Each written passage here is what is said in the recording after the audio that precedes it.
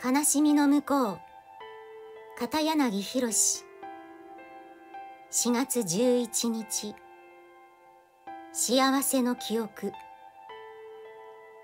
すべてを失い、どん底に落ちたと感じる時でさえ、まだ幸せを見つけることはできます。心の奥深くにしまっておいた大切な人の記憶。その人の笑顔や手のぬくもりを思い出すことさえできれば、どんな状況にあっても幸せを感じることができるのです。